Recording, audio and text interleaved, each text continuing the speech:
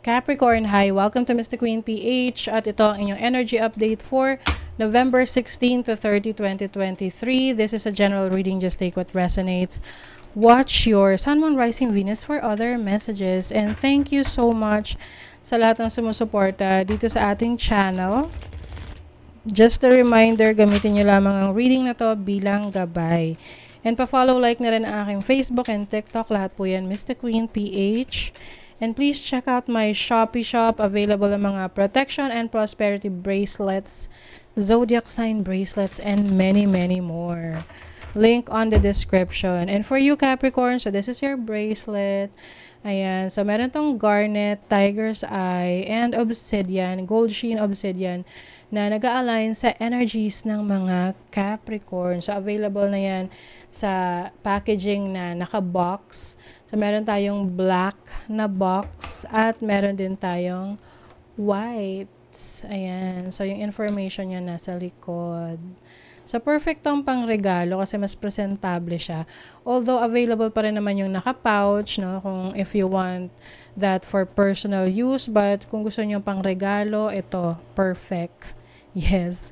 So, this is available sa aking Shopee. Link on the description. Ayan.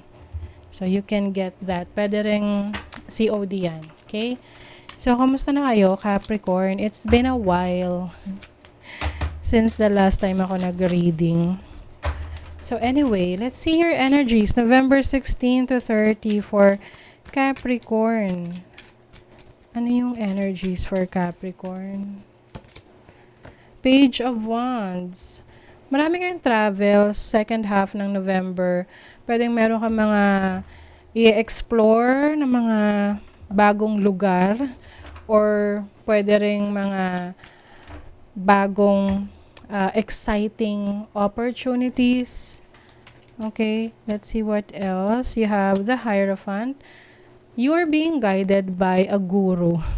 Or meron kang coach, meron kang trainer or someone na nagme-mentor sa'yo sa mga gusto mong i-explore. Pwede rin kasi meron kayong personal relationship nito, like magkakilala kayo, pwede rin namang napapanood mo lang siya sa TV or sa internet, you know, and you consider that person as your mentor kasi tinuruan ka. You also have the Five of Pentacles. Meron ditong energy of black mentality. So, parang you feel like may kulang or you want to parang meron kang gustong ayusin related to your finances.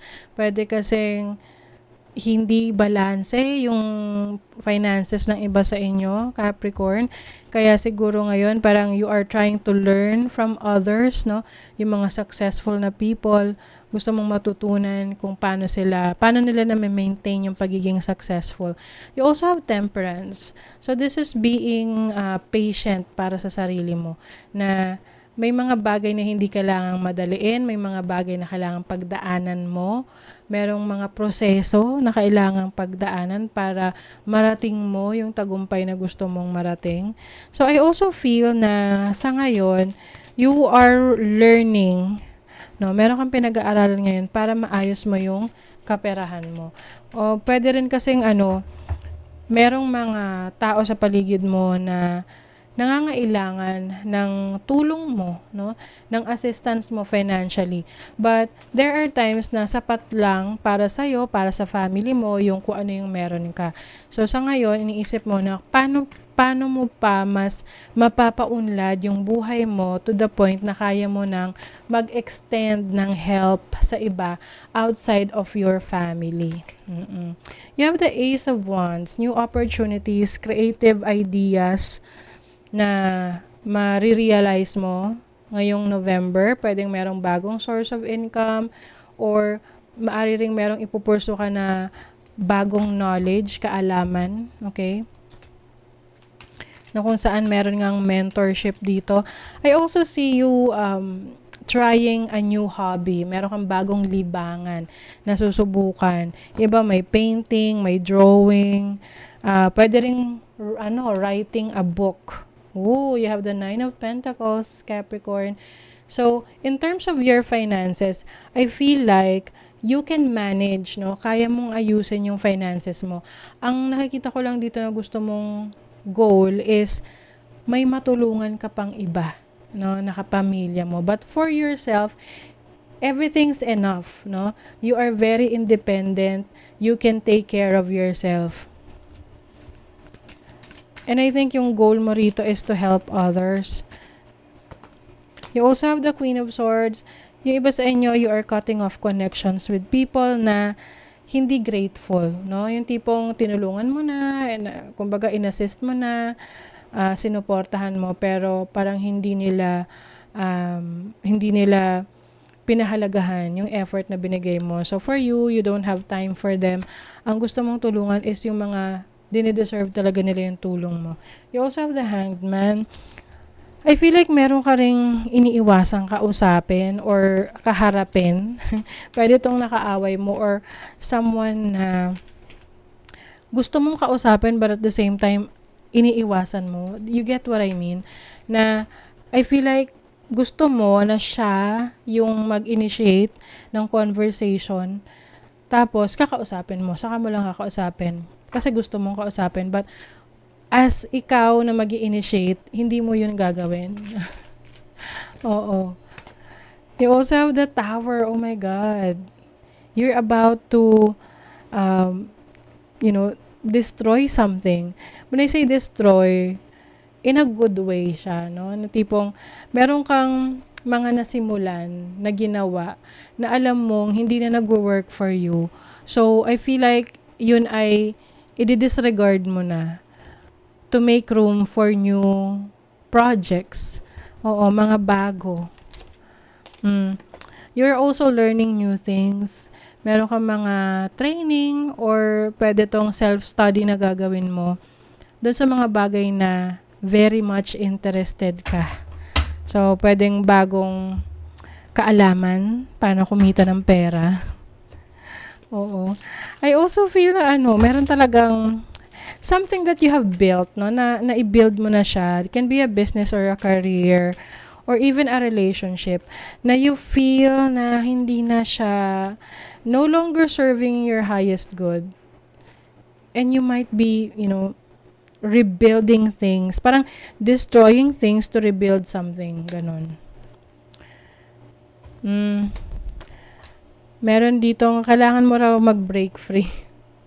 So, yung iba sa inyo, you want to free yourself from, I feel like marami kayong mga obligasyon na alam nyo sa sarili nyo na hindi nyo naman talaga obligation na tatanggalin nyo sa buhay nyo. Kasi gusto nyo na lumaya sa ganong klaseng mga obligasyon. Let's say, yung extended family mo, lagi pa rin nakahingi ng tulong sa'yo or sa iyo inaasa yung ibang mga bagay na kaya naman nila na gawa ng paraan, pero sa'yo pa rin inaasa. So, I feel like may ika-cut off ko ng mga tao just to give them a lesson na, to create something for themselves na hindi laging umaasa sa'yo. Yung iba sa inyo, medyo mahirap yung decision making na to, but you need to make that decision Oo. And you will realize which path to take. Mahirap na decision to for some of you, but in the end, you really need to make that decision. Some of you talaga meron kayong certain interest ngayon na very, very, very, very into it kayo. Kumbaga, very interested kayo doon na gusto nyong i-explore pa. Parang sinasabi na rabbit hole na you want to explore and learn more about it deeply, no? Not in the surface lang. Yes, tinan mo, you are setting boundaries na, Capricorn. Kasi for Capricorns, no, you are very responsible. Minsan nga kahit hindi nyo responsibility, kinukuha nyo because you just want to be that person who is reliable. But there are times na tinatake advantage ka ng iba and yun yung nare-realize ninyo na okay, teka lang, but parang sa akin na lang lahat. So I feel like yung pagtulong, part of your life yan, but at the same time, you also want to help others to care for themselves, 'di ba? Sabi nga ano ba yung kasabihan? Basta yung may kinalaman sa fish. I-comment niyo na lang na Hindi, kumbaga, yes, maganda na tumutulong ka, you're giving people fish for them to eat, pero mas maganda pa rin na you help them learn how to fish, 'di ba? Na sila mismo, 'di ba? So, stand tall and proud, see the leadership role unfolding ahead of you. So, some of you, merong opportunity for promotion or meron kang matatanggap na leadership role, may mga bago kang responsibilities, no, sa trabaho, sa career, or sa business mo. But of course, kayang-kaya mo yan. You're going to be very proud of yourself. And stay grounded and welcome the new knowledge and perspective coming to you. So, there's new knowledge talaga for you, Capricorn. Ngayong second half ng November. So, embrace that coming sa inyo. So, that is your reading. Kung nagustuhan nyo ito, naka-resonate kayo, mag-comment kayo dyan. Like, share, subscribe para lagi kayong updated sa ating mga readings. Thank you so much, Capricorn. See you again.